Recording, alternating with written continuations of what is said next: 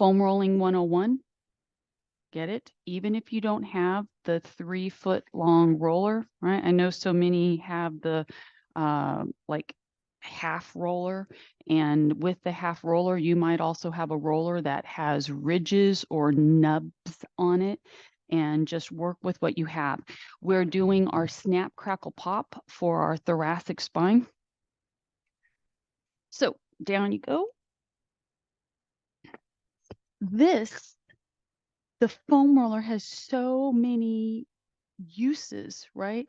That often it's this little gadget that just sits, and you don't put it into the equation if I don't present movements to you, right? But I try to give you enough stuff that some of it becomes familiar. And this is one that I hope you naturally take to.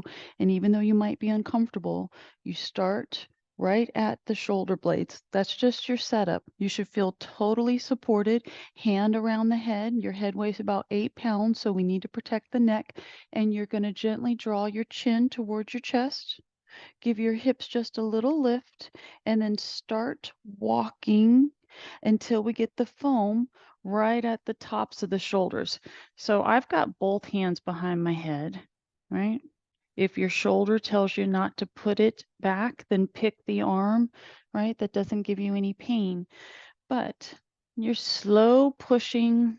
I just had 3 little pops. Oh, and now there's a point where you get to that, space where you're like, "Ooh, I don't want to go any further." If that's you, start over again. Walk it. This time when you get the foam to the tops of the shoulders, I want you to bring your hips down. Okay, so now you're down.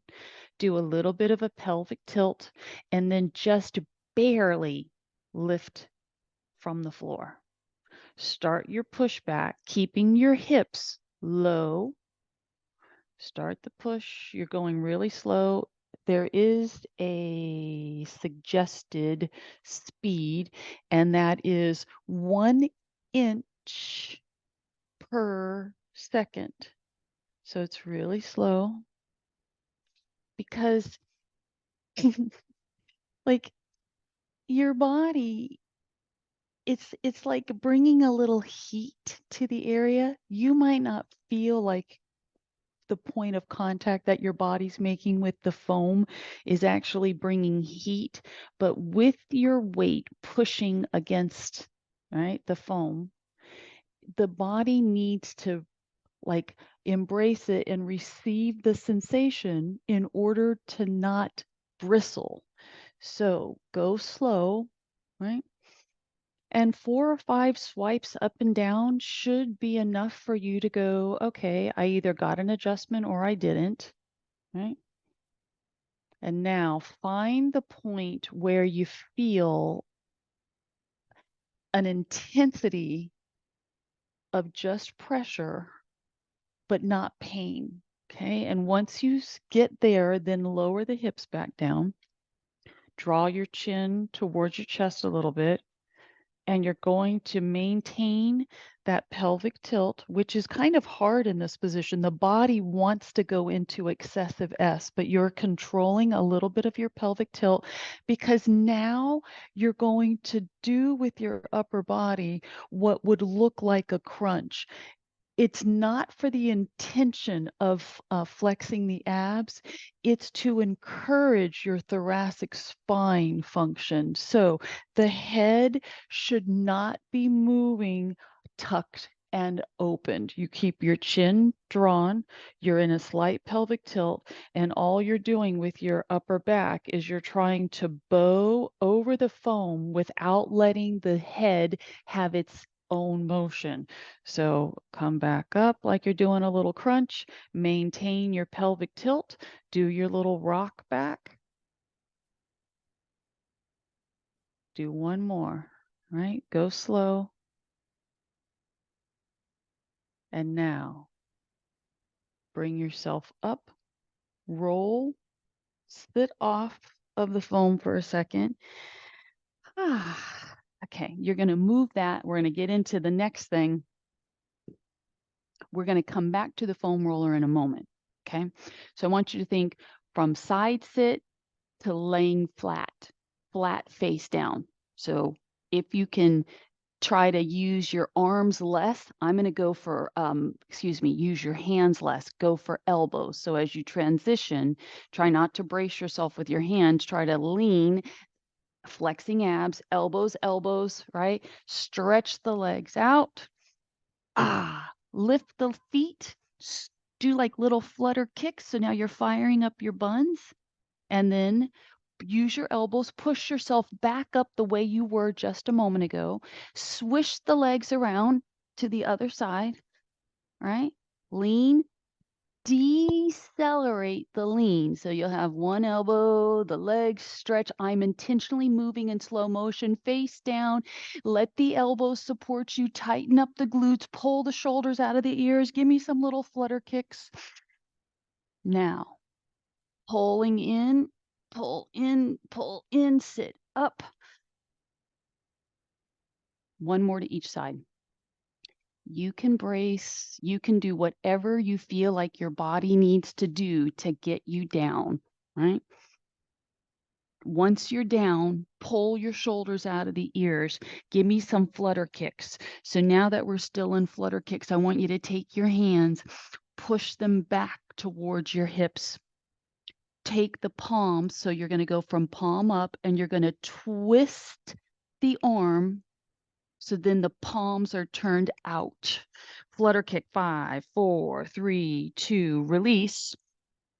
Use your elbows or your hands, start shifting to the side, pull up, swivel, swivel, swivel, come down.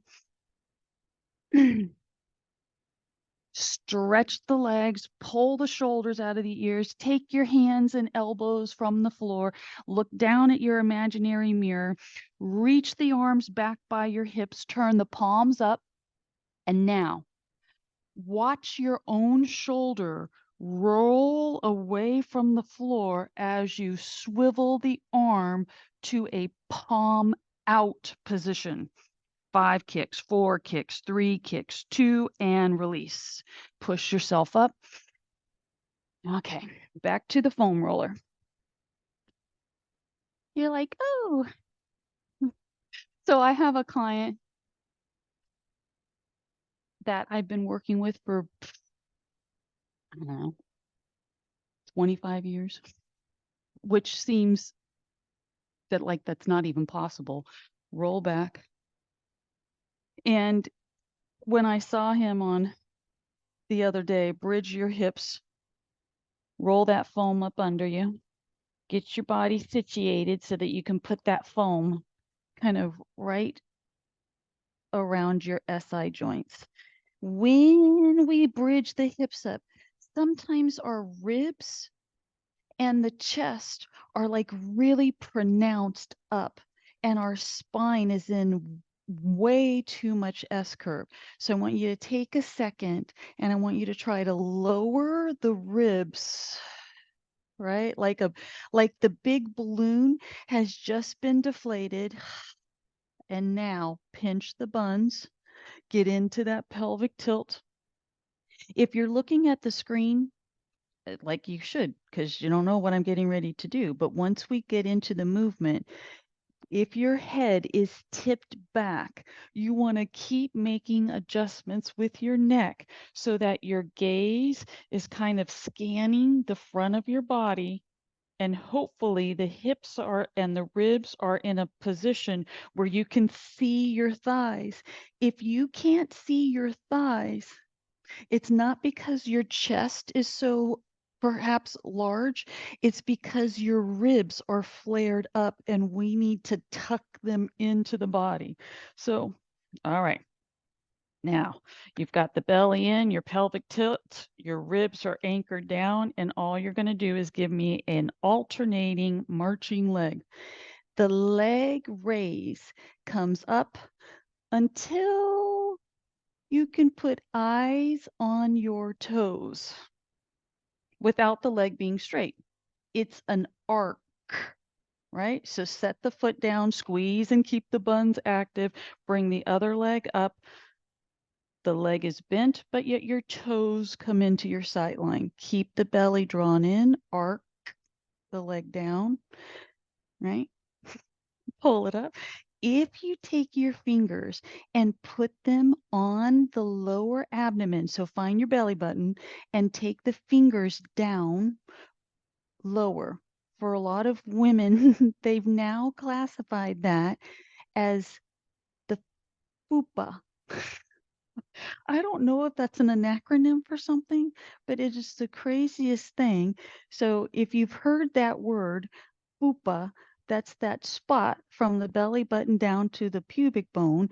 It sometimes is like a little bit meaty or mushy or full. So pull your fupa in, bring the foot down, alternating leg. So, and the whole purpose why I want you to put your fingers on that lower abdomen area is if your ribs are down and your pelvic tilt is where it's supposed to be, you should feel a lower abdominal muscle engagement.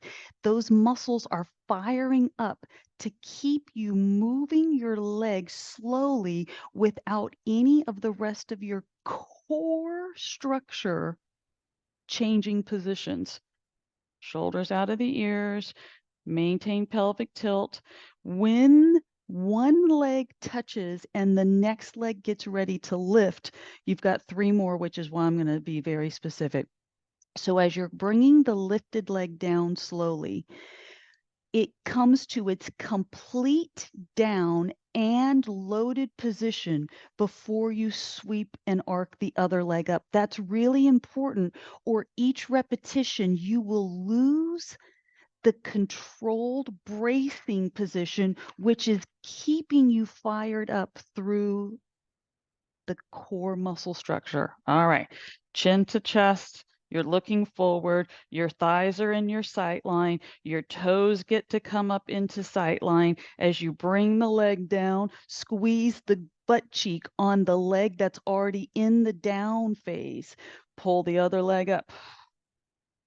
Here we go. You got your last repetition. Squeeze and tuck, both feet down. Now, let your spine relax. So you're no longer going to be anchored ribs and glutes tight. Just rest here for a second. The muscles should feel like they just want to do nothing for a few seconds. What you can do is take your shoulders and tuck your wings under, which is going to exaggerate your arched spine a little bit. But we got the wings tucking, the neck flat, the palms are turned up, and now reset the ribs and the pelvis without letting your shoulder blades go back to where they were a moment ago. And here's where your next movement kicks off. Keep activating a deeper pelvic tilt to try to get a bridge off of the foam, but only just disconnect with it. And then bring it back to connect, but do not release the contraction that the body's in. All right, so here we go. Set the ribs, set the pelvic tilt. Your chin is tucked so that your sight line is all of your front body. Start peeling the hips up. You do not want to see the chest go back up and you lose the sight line of your thighs. You need to keep the thighs in your sight line. That shows you that your ribs are in the right spot. Touch back down. Inhale. Don't release the contraction. You've got one more. Tuck the pubic bone, right? So you're pulling your hip bones towards your waistline to get a deeper pelvic tilt. And you're lifting from the pubic bone, not the abdomen. And you're going to release. Whew. All right. One leg comes up. Anchor it. The other leg is just going to slide to extension. Wow. This extended leg could actually be turning out like a little bit if you had a second set of eyes on you, right? You'd be able to see what the leg is actually doing. You are going to straighten the leg, flex the foot, And then relax the ankle, let the knee soften so the foot finds the floor again. Keep trying to settle in the shoulders and your neck, okay? Take that extended leg, straighten it, rock the foot to flexed foot, repoint the toes, soften the knee. That stretch should feel an intensity up through the top of that junction right there, right? When you're pushing your leg straighter and flexing the foot, now squeeze the butt cheek on that extended leg. And now relax the knee and let the foot find the floor. You've got one more rep. Straighten the leg, rock the foot to flexed position, fire up the bun by activating the glute, soften the knee, relax the bun, the foot touches the floor. All right, easy does it. Bring that leg up. Don't just switch legs. So even if you have a small little roller, you can put your hands on it, right? And I just want you to gently rock the leg side to side. If your foam has gravitated up to the waistline, stop, put your feet down, move the foam down just a little bit. It needs to be around your SI joints. If you're on this long foam, then you might be able to roll all the way from side to side, right? And still feel comfortable. The short foam would leave you hanging. You just wouldn't have anything that would be supporting your leg. But the long foam gives you enough support through the thigh if your spine is mobile enough to do the rotation. Okay. So now come back to the center. You're going to take and hold and switch the legs. All right. So one leg pushes, feel your shoulder blades get in the right spot, feel your neck settle in. All right. Take the leg, let the leg relax so that the extended leg foot touches the floor. No stress in the body. Okay. The body's protected. We're just going to go through extending the leg, rocking the foot to flexed foot. Fire up your buns as you can squeeze them. Point the toe, soften the knee, foot finds the floor. Stretch the leg, flex it, squeeze the derriere, relax the foot, relax the knee. Stretch it, flex it, contract the glute, relax the knee. One more time. Stretch it, flex foot, squeeze the butt cheek, and then release it. Pull that leg back in. So now you're in a position where the foam can help you get your knees closer to your body. You can hold on to the foam and you can push your knees so that the knees are vertical. See how close my feet are down, right?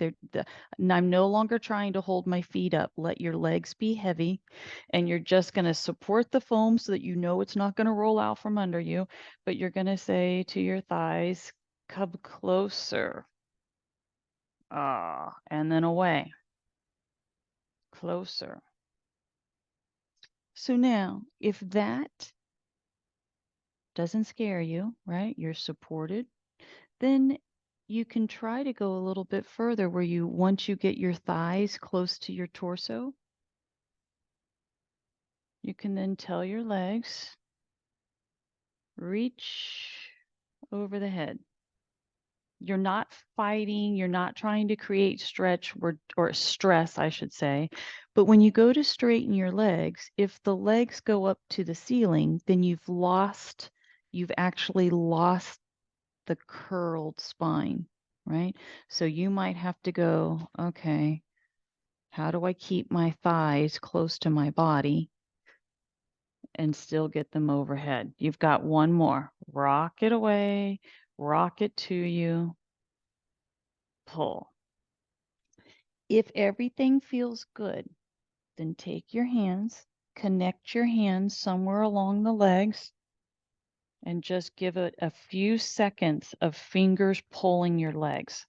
5, 4, 3, soften the knees, 1 foot at a time comes to the floor. The other leg is tucked in because this is how you kind of stabilize your back so that it's slow transition. Foot finds the floor, other foot finds the floor. Engage your good form of ribs down, pelvic tilt. Raise the hips from the foam to slide the foam out. And now keep your pelvic tilt and lower your back the correct way. And now ease yourself over. So the assisted, we do rolling like a ball, right? We just didn't happen we didn't happen to roll like a ball, but yet we got ourselves into a version of plow by using the foam. So that's an extreme spine position.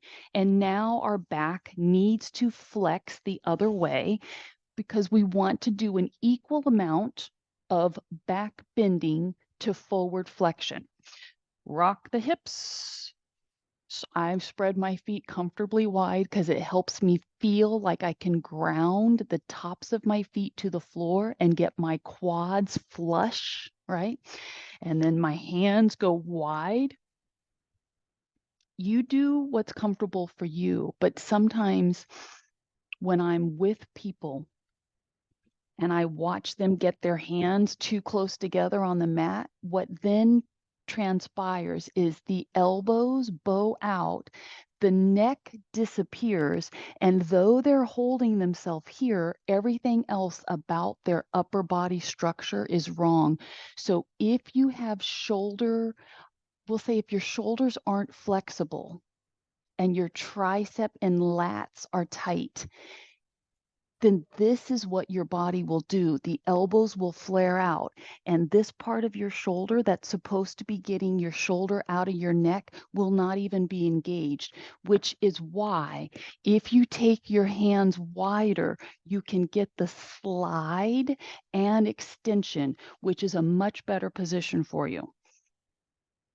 Soften the arms, the ribs come down. Ready?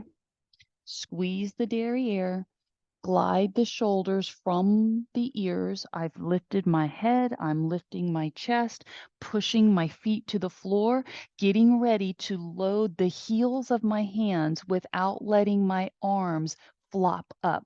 We want elbows down and the hands to push. Keep the elbows turned in like you're doing tricep movement and shoulders out of the ears and lower your ribs first and then relax. Here we go. One more time. Take the hip bones down, which will fire up your buns. Press the feet firmly to the floor. Your hand should be forward of where your shoulder is. Okay. Elbows are drawing down because the shoulders are out of the ears. Lift your fingers and push with the heels of your hands. You don't even need your fingers. It's the hand that gets the extension, or it's the hand that generates the elbow extension, not your fingers. Keep the elbows turning in, lower them down, ribs down, and now overlap the hands, put your forehead on the hands, wiggle the hips further apart, or I should say the legs further apart, and then bend the legs. And you're just going to flop.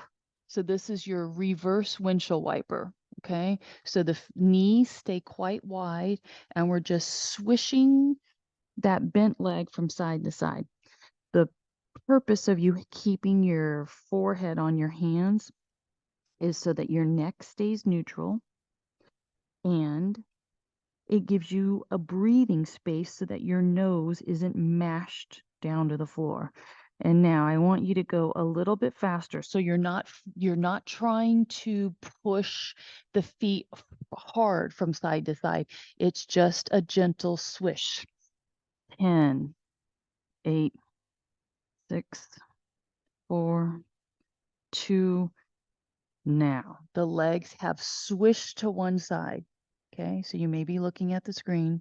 You're going to start straightening the legs, but they're not going to hit the floor. They're going to swish to the other side and come all the way back up to where they started, and then you stop. Swish them the other way.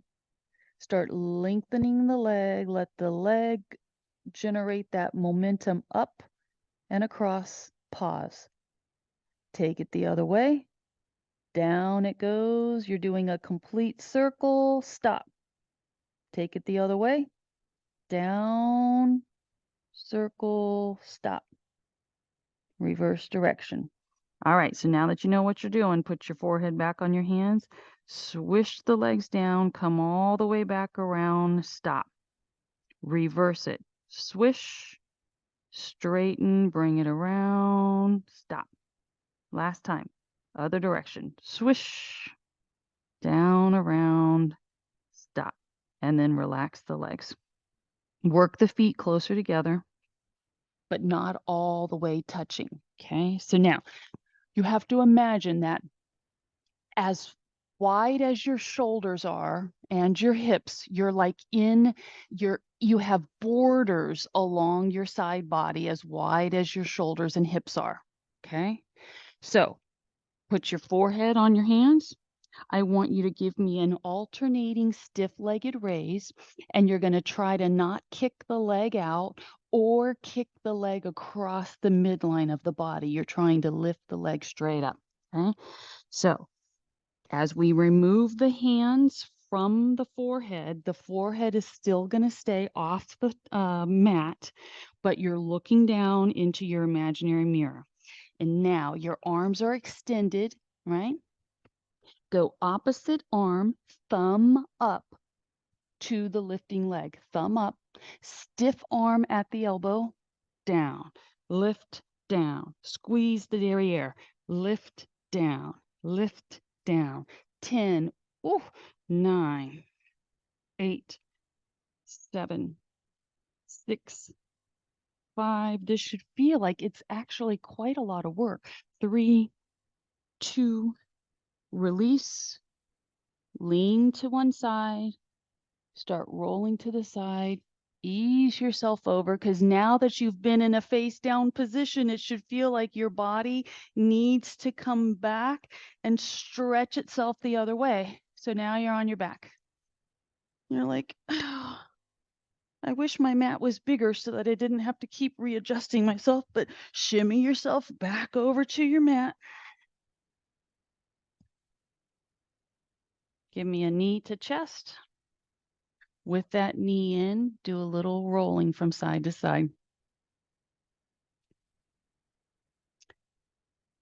If you feel all across your lumbar have like a sensation to it, sometimes that can be scary, but the sensation is coming from blood flow.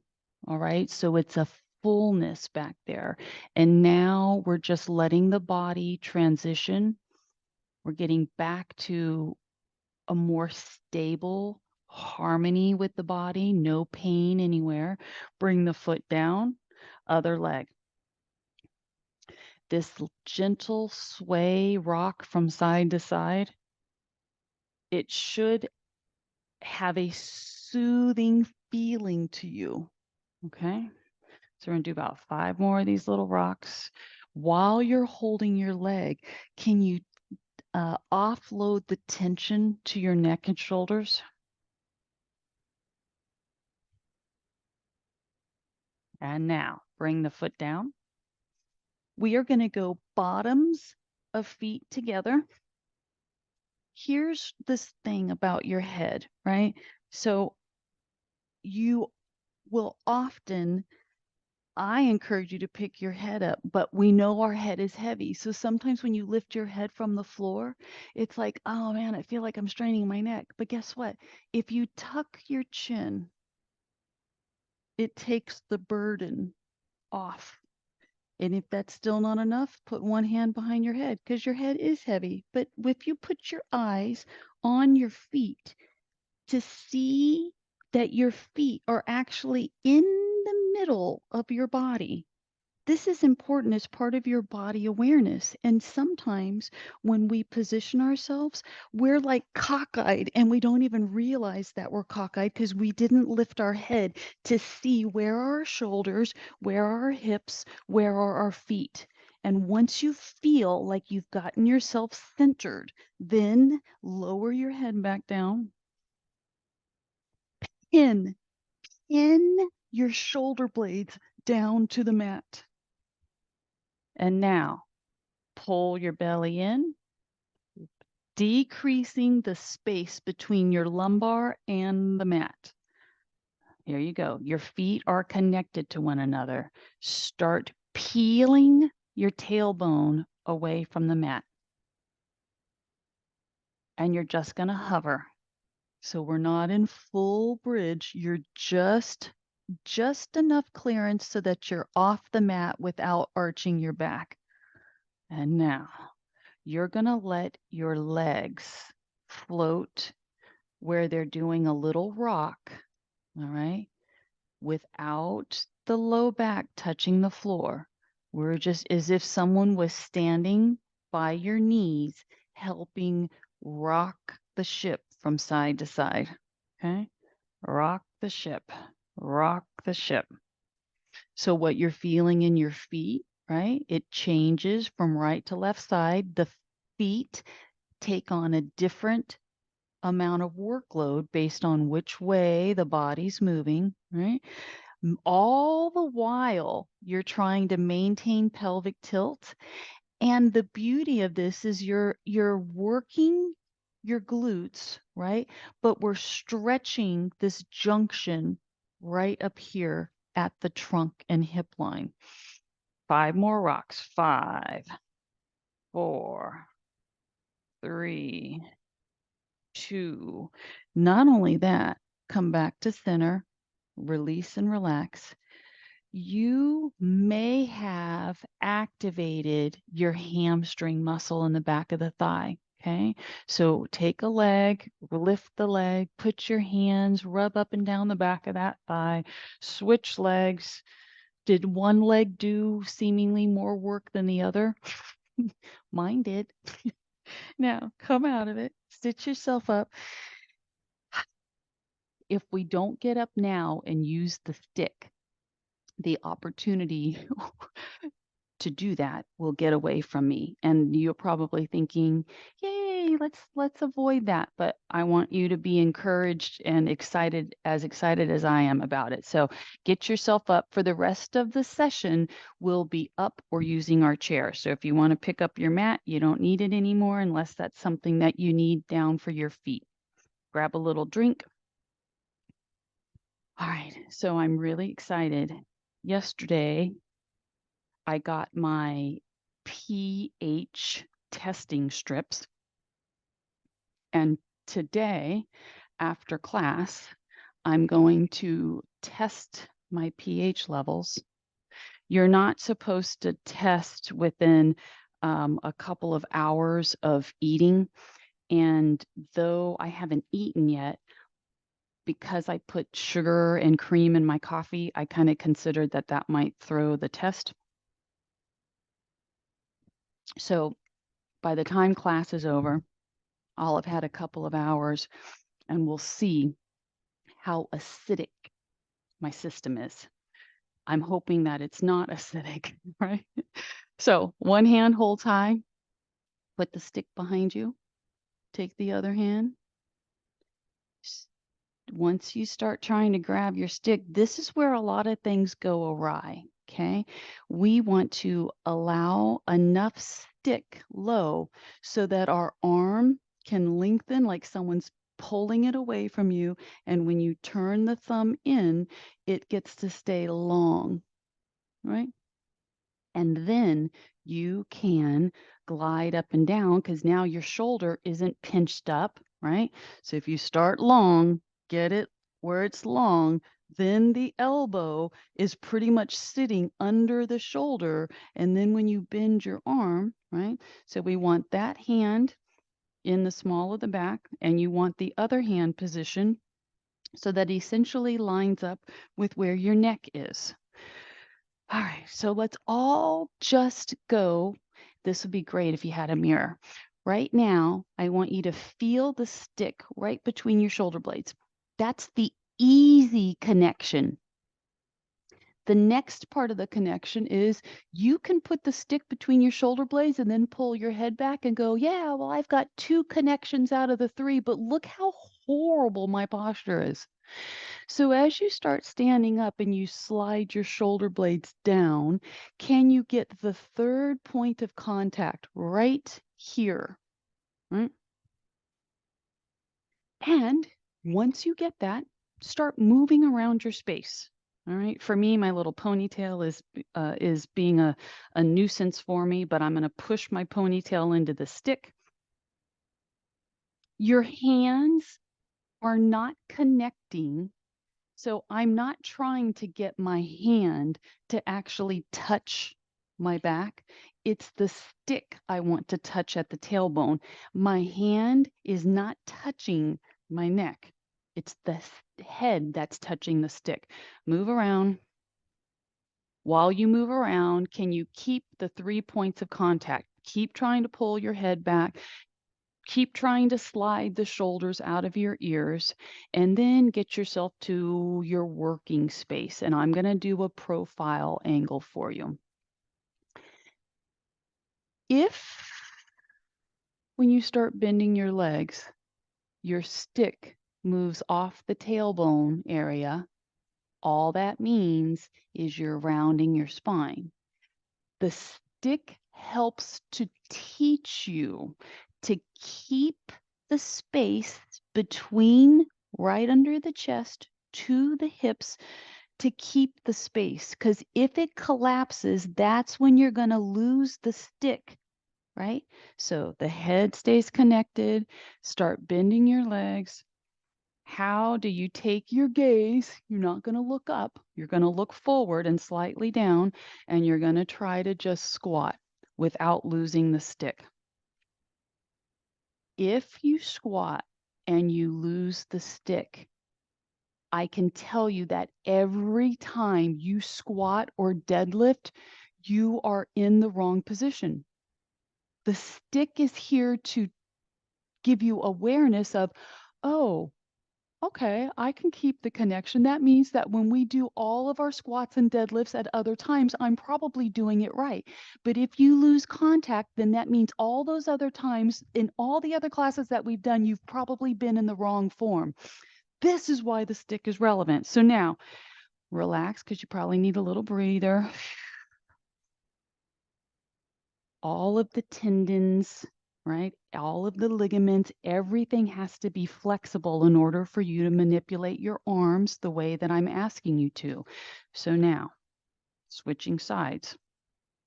The hand that's going to be the low arm, take the joint, open it up, turn the thumb, find the low spot, right? So that your arm isn't starting on the stick high, go low, figure it out. Slide the hand up, move the other hand down, work around your space. If you had a mirror, stop yourself in front of the mirror and watch yourself track your shoulders down the back a little bit. Just glide them down. So you're moving around, a few more seconds. Can you get your points of contact? Pull the head back. Feel that stick being pulled into the tailbone area. All right, get ready. So where you just did a couple little squats, now you're going to shoot for your deadlift. So the head stays pulled back. Your body needs to feel like it's an S curve. And this is where we hip hinge. Okay, the deadlift and the squat are 2 very different movements. Okay, so with the deadlift, the knees soften. You feel like someone is drawing your hips back. Right? You don't just start into a forward motion with your hips over your feet. Your hips actually drive back, and with your bent leg, that's how you control your tailbone. So now, If you're really tight, then you will need to bend your legs deeper, which will be more like a squat. Pull yourself up. I know that this is creating a stretch stress at the top of the shoulder. It's by design. Okay, so here we go. Bend the legs, shove your hips back. You're looking at the ground without your head losing contact with the stick, and you only go to the angle where you can maintain the 3 points of contact. And for some that I've trained over time, right, is that all they can do is bend the legs, push weight into their heels, and then barely initiate the movement because at the point of any deeper, they're losing the contact. You have to stop yourself and recognize where is the loss, where, or I should say, where does the movement change where you're no longer connecting, and then back out of it just enough until you reestablish control. Do one more. Squat, push your weight back, figure out how far you can get into your movement and still have the 3 points of contact. And up. Release, relax. That should feel like it's enough and you're done with that. If we don't use our accessories to help with association, it takes a movement where you think you're doing something right and it makes you go, I really am doing it right, or it puts you on notice that "Ugh, I have work to do." And that's not a bad thing. That's just okay. I have to keep remembering that these couple of movements are so hard to do because the spine has to be controlled and limbered. So I when I work with clients, I can often through facial expressions, I can sense, right, that they're kind of getting frustrated because maybe they've been working on something for years, and chairs in the equation now, and it can be a little deflating to work on something and feel like you're never getting more proficient at it. But all I will say to that, so if you can bring your foot up, I want you to take your toes and I want you to pull your toes to you, especially the pinky toe area, because you're going to kind of twist your foot and stretch that out. You don't have to do anything more than just take this bottom hand and try to, like, it's like you're manipulating the fascia, right? You're creating a sensory awareness. We are becoming more connected to what our foot does. So just rub it to you, because that's what's stretching the extensors. And so you're going to do that for a little bit, okay? I understand that it can be a little deflating to continually try to practice something, thinking that you're getting better at it.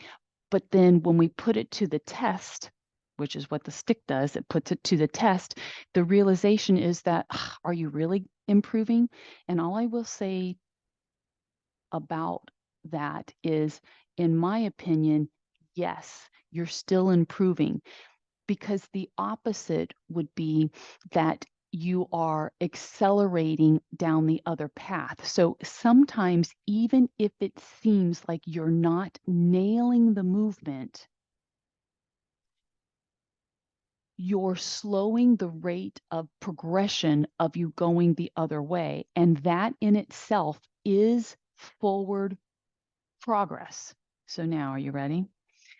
This is going to be a combo stretch that you may need your stretch out strap. I won't know until you get into it. You won't know till you get into it. But we've got opposite hand connected to the foot. So often people end up with like this burning sensation through the trap, and it kind of feels like you got knots back there. We're going to address that, and we're going to let our foot and our leg. So as you got your hand to your foot, you're going to start sweeping the leg out, let the body bow, right? Change the foot, push the leg. See how I'm no longer sitting straight because I'm bowed?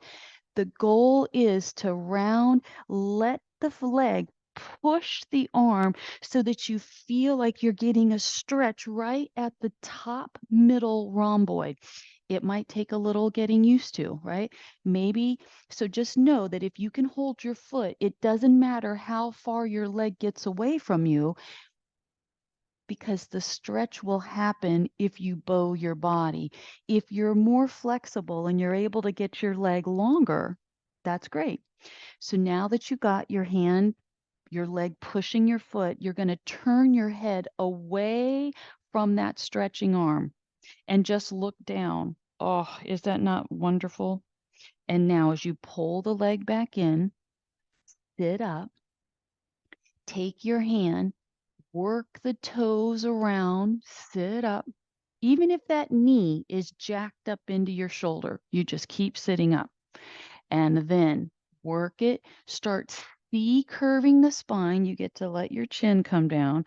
The foot pushes away so that that stretch is right through that rhomboid area.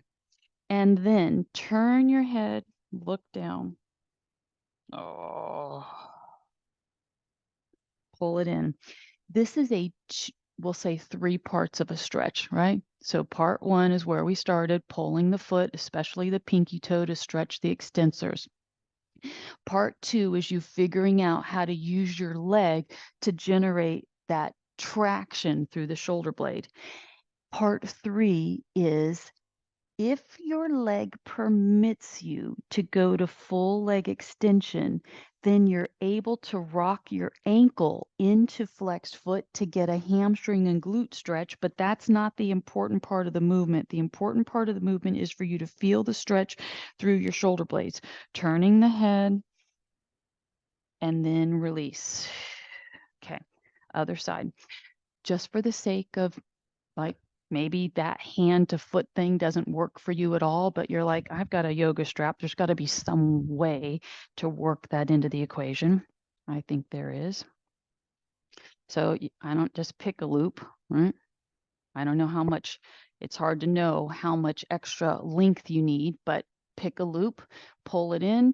We're starting at the beginning. Forget about the stretch out strap. Just pull the toes around. Oh, wow. As you're looking at your own foot, right? You want to see when you pull your toes around, like you're actually not only watching the toe and the where the pad of the foot is as it relates to the bottom of the toes. When you push on the front of the foot, it should change what visibly happens, right, at the pad and the base of the toes. So don't rush through that. Give it some pulling. Our little feet do so much all day that those muscles, the extensors, the muscles in the top of the anterior tib at the ankle and the foot, keep those toes pulled back. We want to push them the other way and give them a little few seconds of stretch. Maybe you take your finger and you push each toe, you push it towards you, and you will get a sensation down each toe that makes you go, I had no idea how sensitive I was right there. And then release. Okay, you ready? So figure out, are you going to try it with your yoga strap? Grab your strap, intentionally go to C curve. The chin draws down. You start bowing to get your extension until you feel that pull. It's kind of parallel to the spine, but into, it's called the middle trap. Okay. So for me, the strap, I can't even generate too much of a stretch with the strap because I'm pretty nimble. But if you want to get your leg extended and get the extra stretch with the ankle, if using the strap diminishes what the primary function is of the stretch of the trap, then take it away and go back to the beginning, right? So once you get your hand and your leg at the whatever extension permits you to have C curve and stretch, turn your head towards the stretching leg. Pull it up, sit up, work the toes a little bit. And then activate C curve, round, push the leg out. Oh, that is phenomenal. Turn your head, pull it in, sit up, pull the toes. So it's kind of, we're tackling one part of our front body and then two parts of our back body, right? So now as we take the leg and you go to extend, the two parts of the back body would be the trap and your hamstring. So if you can get your leg to whatever degree of extension and flex the foot and turn your head away from that stretching arm, you might even go where when my body is at what angle do I feel like I'm at my best part of the stretch, that stretch not strain, right? And pull it back in. Grab the toes, let the fingers let the fingers work individually with each toe. Where do you have a hot spot? At what toe is it a hot spot? Because that's the spot that needs a few extra seconds of your attention.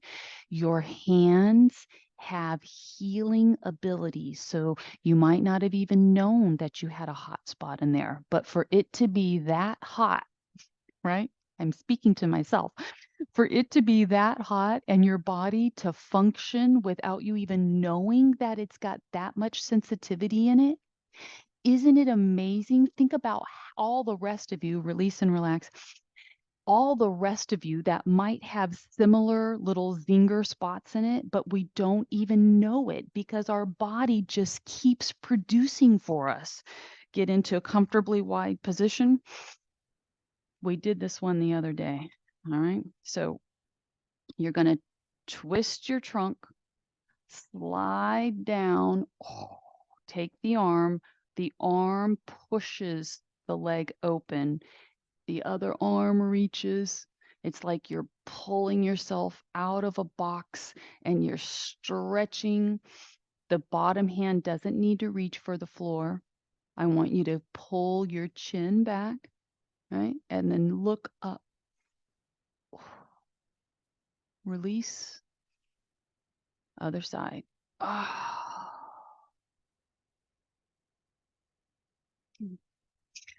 showed up to a session. So we're going to do about 4 or 5 of these. I have a client I've been working with, and she wants her husband to start working with me. Her husband, however, has been working with another trainer. However, in that process, he's had an injury, pretty significant. And now it's like hard to know, is it the training that caused the injury or just the situation was in the making, right? It's hard to know what straw broke the camel's back. So now he's training with me. This is your last one. And I start doing some what I consider basic level training where my expectation is for someone to be able to do a few of these things as a test in order for me to be able to take them and put them on machines. So I give my own little evaluation, sliding and pushing, driving forward to full extension. In order for me to feel confident that I can put somebody onto a machine and load their body, they have to execute ranges of motion so that I know that they know where their body's supposed to be before we advance them. Continue the stretch. Pull it back. So after sessions 1 and 2, it did not surprise me that this person actually suffered an injury, and I suspect it was from training because there is zero body awareness. And this is the scary thing as a trainer, to watch or be on the receiving end, last one on this side, to be on the receiving end of trying to retrain somebody who has actually had some bad training, right? Because now what do we have? We have a person who has a very legitimate fear towards re-injury. I get it. Pain is horrible, right? And he and I don't have an established history together where we've developed trust.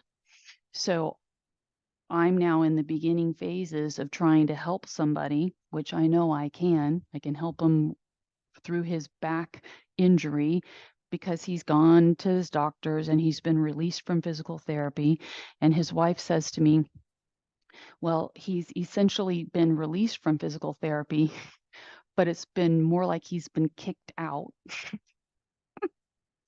because he's non-compliant. He doesn't do his at-home exercises. So I said, well, so now I realize what I'm working with. But I'm forever the optimist. Give me 2 more.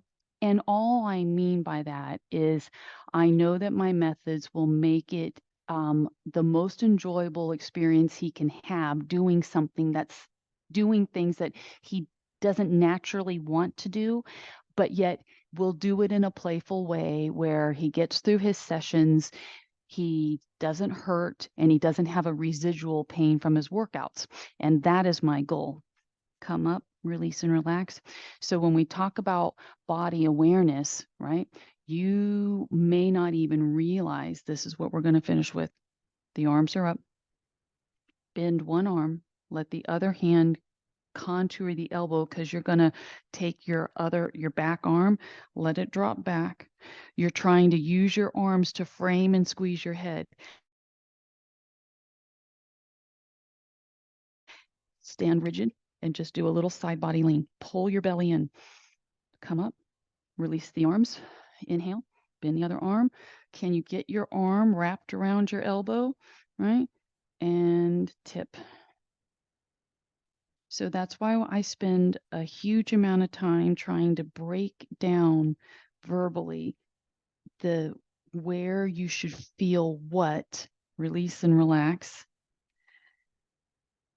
because I think that it is a helpful tool if you can identify, oh, that's exactly where I'm supposed to feel it. Oh, that's exactly the spot I feel it in. It helps to assure you that you're on target. So you guys always do a great job, and we hit a whole bunch of different things today that maybe you wish you would have rolled around on the floor and done chest expansion, but you can get on your foam roller and do that later. Okay. So happy day. You've successfully completed this portion of your workout.